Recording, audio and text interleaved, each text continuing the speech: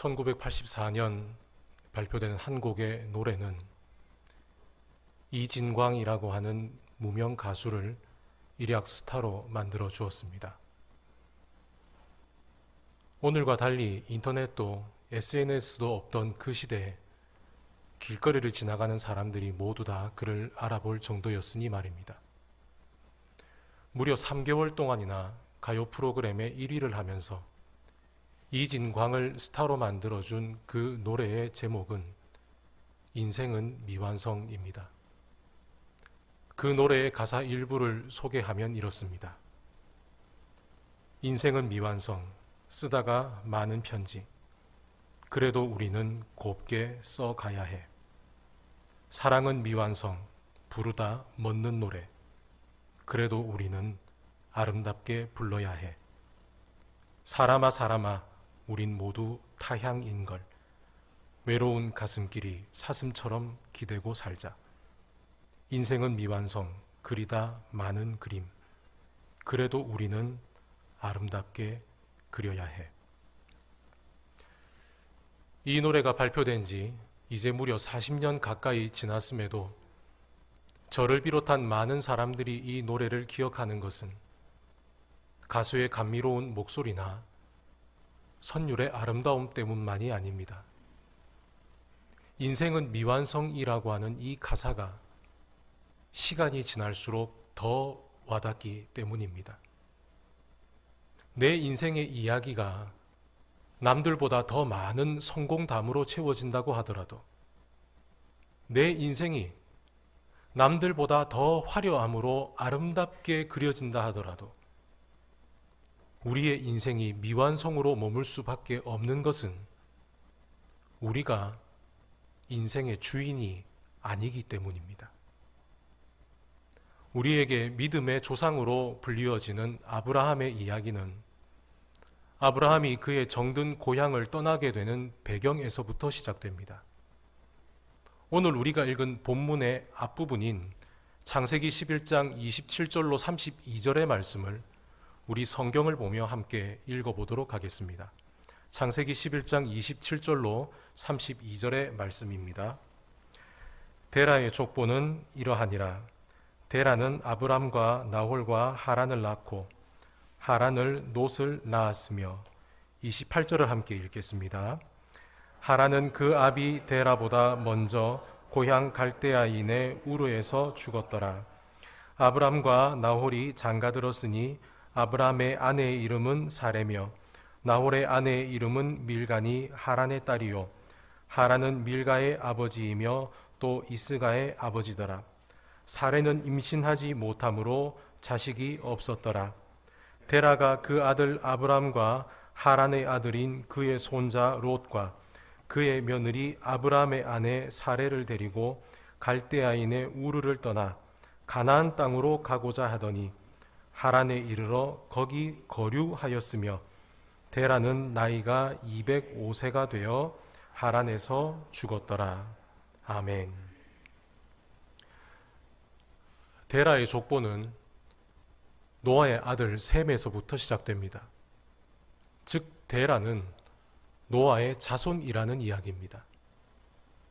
노아의 자손인 데라가 거주하는 지역 우르는 바벨론에서 페르시아 만으로 흘러내려가는 큰 강의 하류에 위치한 지역입니다.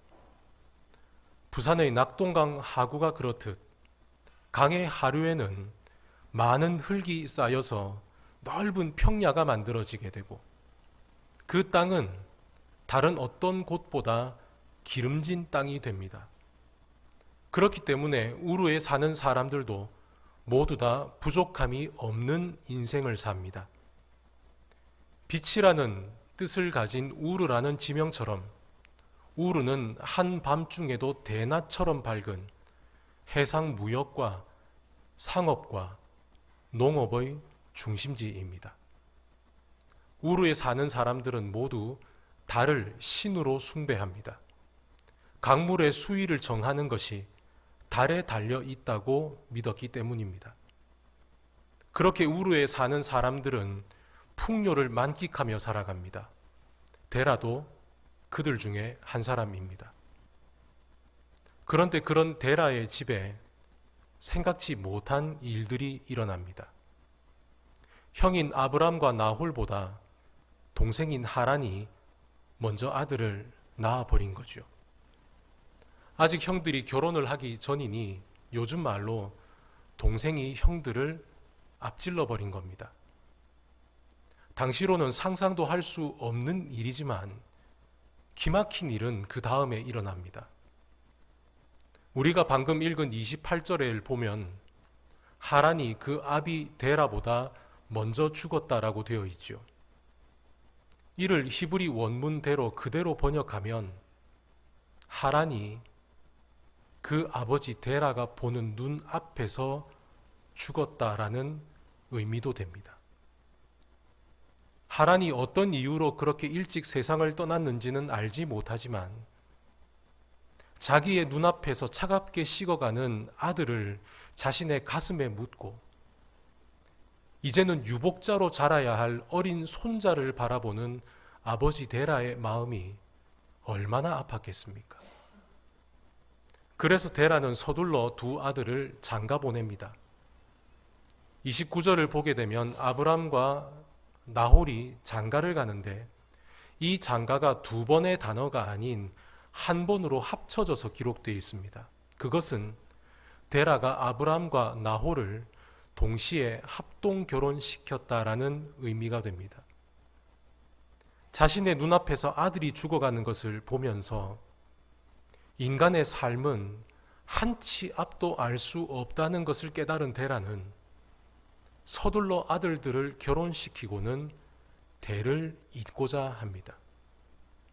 그런데 더 기막힌 일은 아직 끝나지 않았습니다. 당연히 이 가문의 대를 이을 것이라고 생각됐던 장남 아브람에게서 자녀가 생기지 않는 겁니다. 아무리 기다려도 며느리에게서 임신의 소식은 들려오지 않습니다. 풍요의 땅에서 살고 있지만 사랑하는 아들을 먼저 가슴에 묻고 가문의 대를 잇지 못하게 된 데라의 인생은 그야말로 엉망진창이 되어버립니다. 풍요의 땅에 살면서 더 이상 행복하지 않은 데라는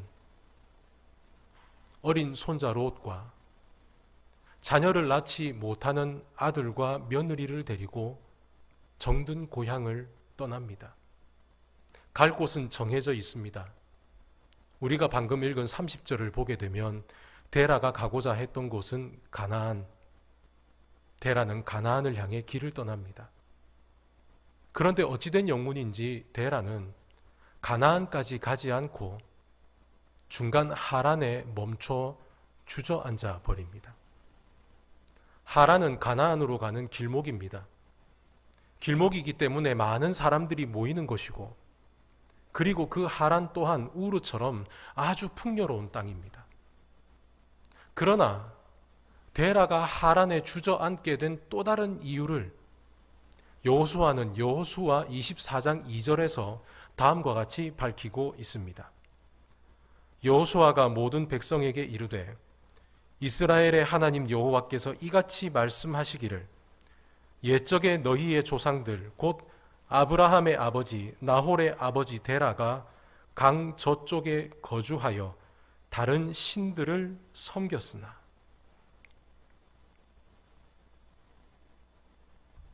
하란도 우르와 마찬가지로 달을 신으로 섬기는 곳입니다. 데라는 그 우상의 땅에 주저앉아 정착합니다. 그리고 205세가 되어 하란에서 죽습니다. 205세까지 살았으니 장수했죠. 그의 아들 아브라함이 부자였다는 것은 그만큼 아버지 데라가 재산을 많이 모았다는 이야기입니다. 그렇다면 데라의 인생은 완성입니까? 데라는 그토록 자기가 가고자 했던 가나안까지 가지 못한 채 하란에 머물러서 끝나버린 미완성의 인생입니다. 의인이요 완전한 자요 하나님과 동행하는 자라고 불리어지는 노아의 자손이 바로 데라입니다. 그러나 그런 노아의 자손인 데라는 하나님을 섬기지 않았습니다. 자신의 아들인 아브라함은 하나님의 음성을 들었지만 그 아버지 데라는 단 한순간도 하나님의 음성을 들으려고 한 적도, 하나님을 만나려고 한 적도, 하나님을 섬기려고 한 적도 없이 이 땅을 살았습니다. 그렇기 때문에 데라의 인생은 미완성일 수밖에 없습니다. 이것은 데라뿐 아니라 우리 모두가 마찬가지입니다. 우리가 이 땅에서 아무리 원하는 것을 다 이루고 살아간다 하더라도 우리가 살아가는 그곳이 내가 주인된 욕망의 땅 하란이라면 우리의 인생은 영원한 미완성이 될 수밖에 없습니다. 이제 오늘 우리가 읽은 본문 12장에서 아브람은 자기 아버지 데라가 떠났듯 자신에게는 두 번째 고향이나 마찬가지인 하란을 떠납니다. 그런데 이 아브람의 떠남은 아버지 데라와는 다릅니다. 아버지 데라는 자기의 인생을 완성하기 위해서 자기가 가고 싶은 곳을 향해 떠납니다. 그러나 아브람은 미완성인 자신의 인생을 완성으로 이끄시는 하나님의 말씀을 쫓아서 떠납니다. 그런 아브라함을 하나님께서 부르시는 곳은 어디입니까? 오늘 우리가 읽은 창세기 12장 5절을 따르면 가나안입니다. 아브라함의 아버지 데라가 그토록 가고 싶어 했던 바로 그곳입니다. 그러나 데라가 가고자 했던 가나안과 하나님께서 아브라함을 부르시는 가나안은 절대로 똑같을 수가 없습니다. 우리의 인생이 완성된다는 것은 내가 주인된 하란을 떠나서 하나님이 주인 되시는 가나안을 향해 출발하는 것에서 시작되는 것을 의미합니다. 우리의 인생이 죽음이라고 하는 공통되는 종착지를 향하는 것 같아도 하나님을 믿는 사람과 하나님을 믿지 않는 사람의 끝이 다를 수 있는 것은 우리에게 죽음이란 이 땅의 하란을 떠나 영원한 가나안인 천국을 향해 가는 것이기 때문입니다. 아브라함이 가나안에 도착했지만 그것으로 아브라함의 인생이 완성된 것은 아닙니다. 가나안에 도착하고 나서도 하나님께서 아브라함에게 자녀를 주시겠다고 하는 그 약속이 이루어지기까지 아브라함은 25년을 기다려야 했습니다. 그 25년의 시간 동안 때로 아브라함은 자기의 목숨을 건지기 위해 자기 아내가 아니라고 거짓말하기도 했고 하나님의 방법이 아닌 자신의 방법으로 자녀를 얻으려고도 했습니다. 하지만 하나님은 아브라함을 놓지 않으시고 아브라함에게 약속을 보여주셨습니다. 그리고 마침내 하나님이 부르신 산에서 아브라함은 자신의 아들을 바치는 결단을 드리면서 자신의 생명보다 더 소중한 아들의 생명의 주인은 아들 자신도 아버지도 아닌 하나님이시라는 것을 고백하는 믿음의 사람이 되었습니다. 하나님께서 아브라함을 믿음의 사람으로 완성시켜 가셨던 겁니다. 우리가 하나님과 동행할 때 하나님은 우리를 연단시키시고 하나님의 영광을 나타내는 삶으로 완성시켜 가십니다. 형들보다 아버지의 사랑을 독차지했던 요셉은 형들의 시기로 애굽의 종으로 팔려가게 되죠. 요셉이 입고 있던 빛나는 채색옷은 형들의 손에 갈갈이 찢겨졌고 요셉은 노예의 옷을 입어야 했습니다. 그러나 요셉은 노예로 팔려간 애굽에서도 최선을 다해 일합니다. 그럼에도 요셉에게 돌아온 것은 자기 주인 보디발의 아내의 모함이었습니다. 주인의 아내를 욕보이려 했다는 죄목을 뒤집어 쓰고 요셉은 하루아침에 감옥에 갇히는 죄수가 되어버렸습니다. 자신의 자유를 빼앗긴 노예도, 언제 죽을지 모르는 죄수도 요셉이 원한 자리, 하나님의 음성을 듣고 선택한 자리는 결코 아닙니다. 그런데 창세기는 이런 요셉에 대해서 의미심장한 기록을 남겼습니다. 우리 창세기 39장의 말씀을 화면을 보면서 함께 읽어보도록 하겠습니다. 창세기 39장의 말씀입니다. 여호와께서 요셉과 함께 하심으로 그가 형통한 자가 되어 그의 주인 애굽 사람의 집에 있으니 그의 주인이 여호와께서 그와 함께 하심을 보며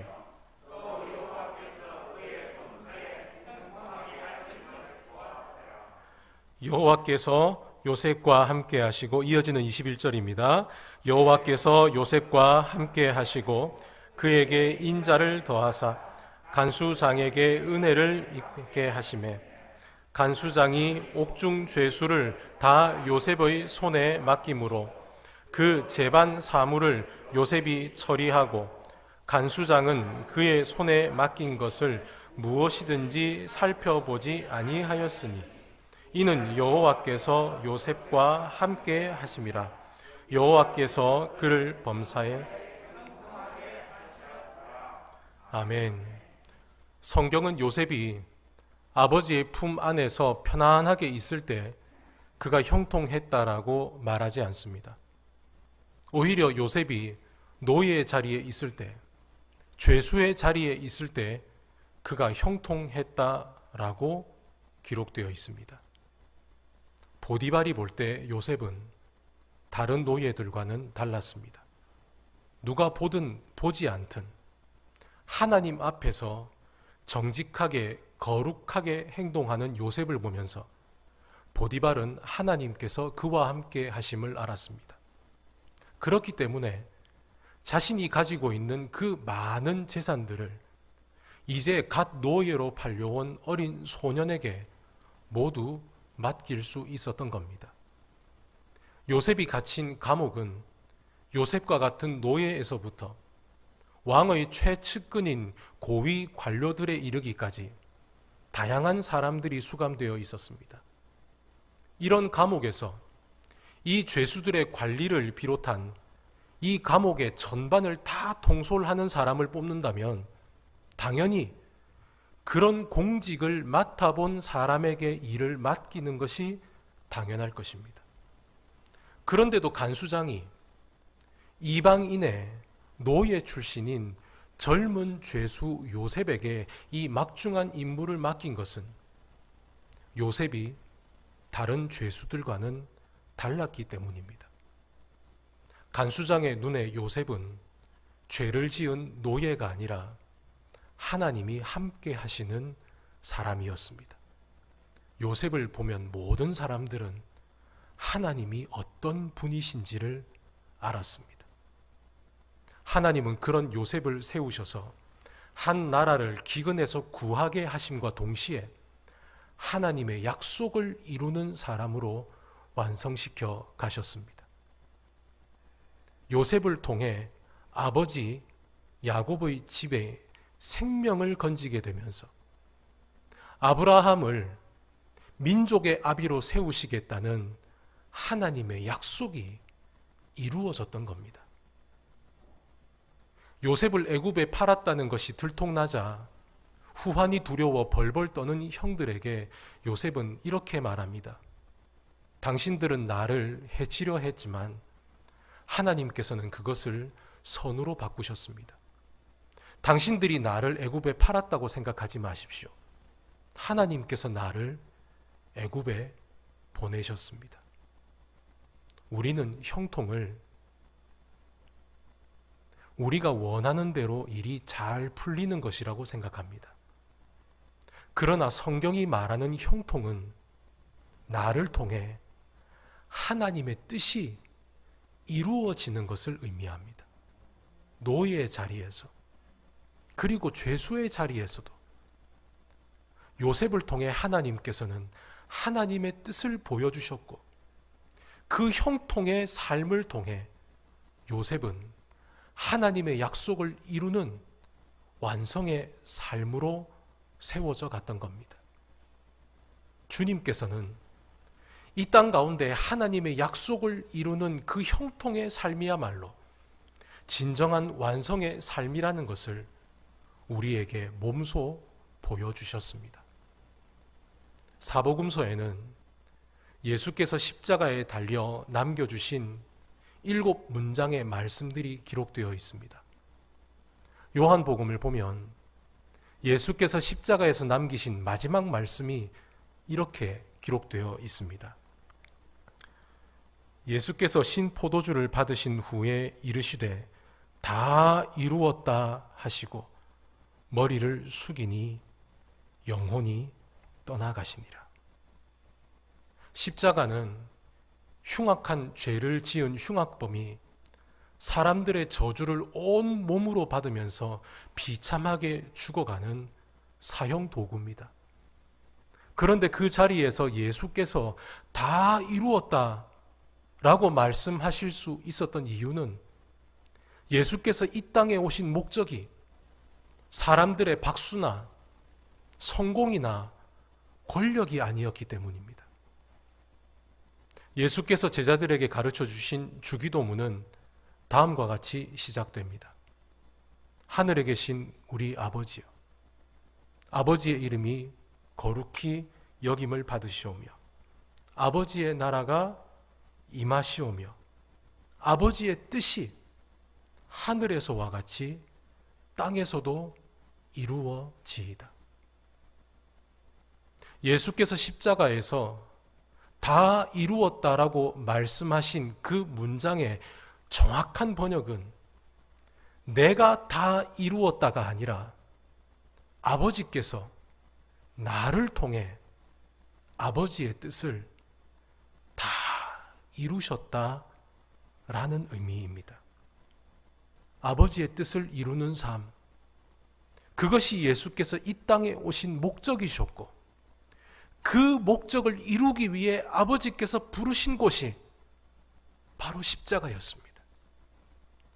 그렇기 때문에 예수께서는 겟세마네 동산에서 그 십자가를 피하고자 간절히 구하시면서 아버지의 뜻에 온전히 순종하셨던 것입니다.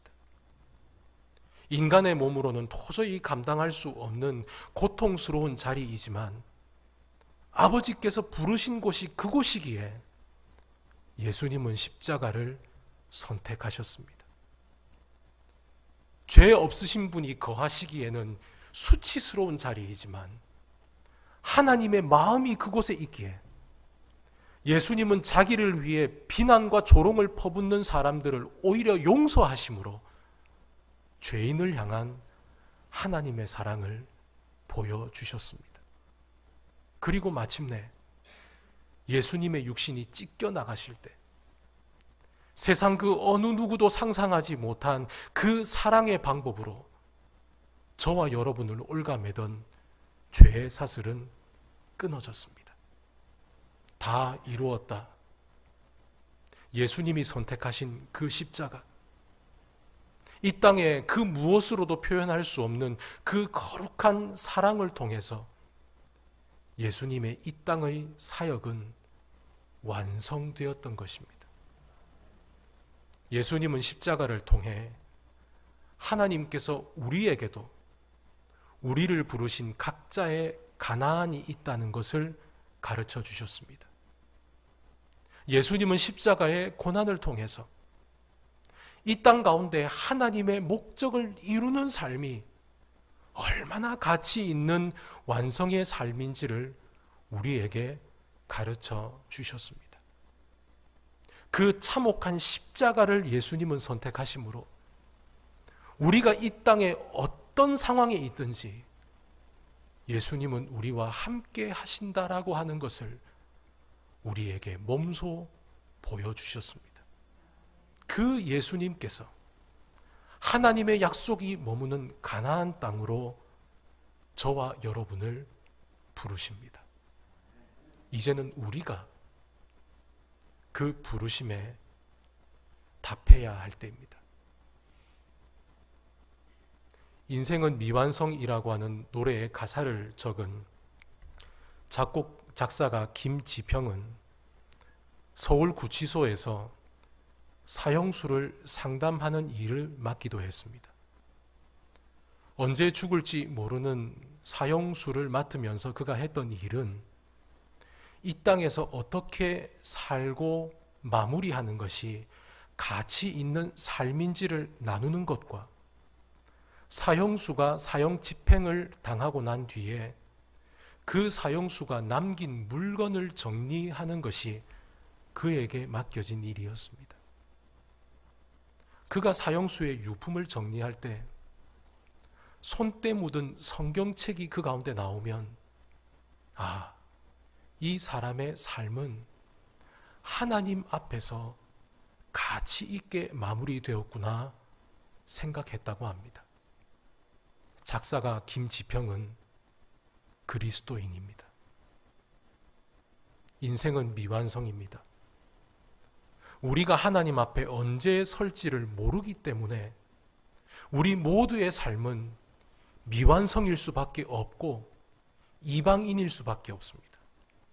그러나 이 땅을 살아가면서 영원한 고향인 천국을 향해 나아가는 그리스도인이 해야 하는 것은 오늘 자기에게 주어진 삶의 자리에서 하나님의 역사를 써내려가는 것입니다. 자신의 삶을 도화지 삼아서 하나님의 살아계심을 그려내는 것입니다. 이것이 그리스도인 김지평이 쓴 인생은 미완성입니다. 인생은 오래 살아서 완성되는 것이 아닙니다. 인생은 원하는 것 다 이루어서 완성되는 것 아닙니다. 인생은 하나님을 믿고 하나님과 동행할 때만이 진정한 완성의 삶을 살아갈 수 있다는 것을 김지평은 사형수에게도 그리고 우리도 때가 되면 하나님 앞에 설 수밖에 없는 우리 모두에게 가르쳐주고 있는 것입니다. 사도 바울이 감옥에서 빌립보 교회 교인들에게 써보낸 편지에서 그는 자신의 삶을 이렇게 고백하고 있습니다.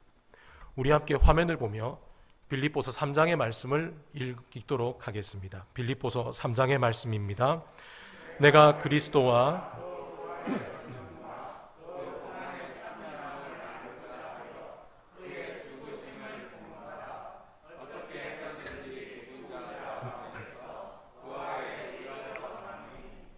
내가 이미 얻었다 함도 아니요 온전히 이루었다 함도 아니라 오직 내가 그리스도 예수께 잡힌 바 된 그것을 잡으려고 달려가노라. 형제들아, 나는 아직 내가 잡은 줄로 여기지 아니하고 오직 한 일, 즉 뒤에 있는 것은 잊어버리고 앞에 있는 것을 잡으려고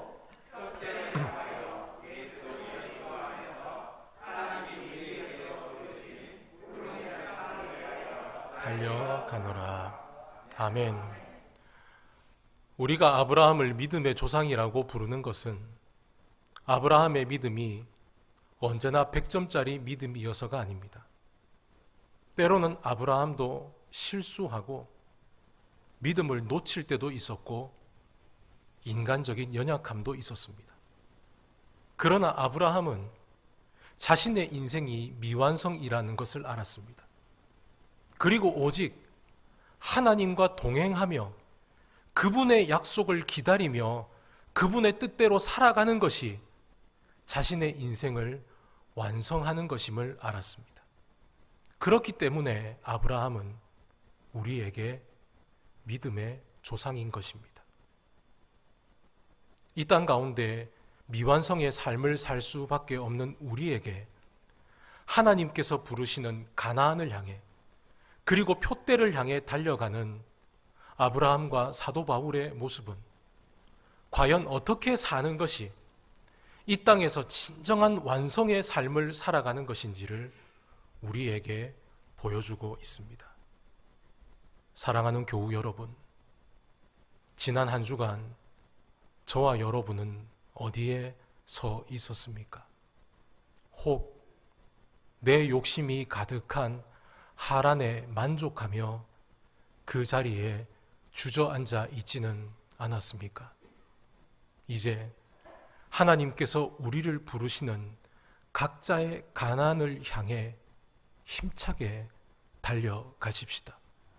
우리를 세상의 빛과 소금으로 부르셨으니 소망 없는 어두운 곳을 밝히는 삶으로, 썩어가는 곳에 복음의 생명을 전하는 삶으로, 하나님의 살아계심을 드러내는 형통의 삶으로 살아가십시다. 그럴 때 하나님께서는 저와 여러분의 삶에 계획하시는 약속을 이루며 우리의 삶을 완성해 가실 것입니다. 기도하시겠습니다. 사랑의 주님, 우리는 십자가를 피하려 했습니다. 우리는 내 삶을 내가 원하는 모습대로 완성하고자 하는 어리석음의 시간을 살아왔습니다. 그러나 주님께서는 이런 우리를 위해 그 십자가를 선택하심으로 구원의 역사를 완성하셨고, 오직 하나님과 동행하는 삶만이 진정한 완성을 향해 나아가는 삶임을 가르쳐 주셨습니다. 이제 우리 모두가 그 부르심의 은혜를 입었기에 하란에 만족하는 인생이 아닌 부르심의 가나안을 향해 나아가는 삶이 되게 하옵소서. 내게 주신 복음의 능력으로 내가 선 그 자리를 밝히게 하옵소서. 내게 주신 사랑으로 내가 선 그 자리에 오직 하나님의 영광만이 드러나게 하옵소서. 우리의 삶 또한 하나님의 뜻이 온전히 드러나는 형통한 삶이 되게 하옵소서. 예수님의 이름으로 기도드립니다. 아멘.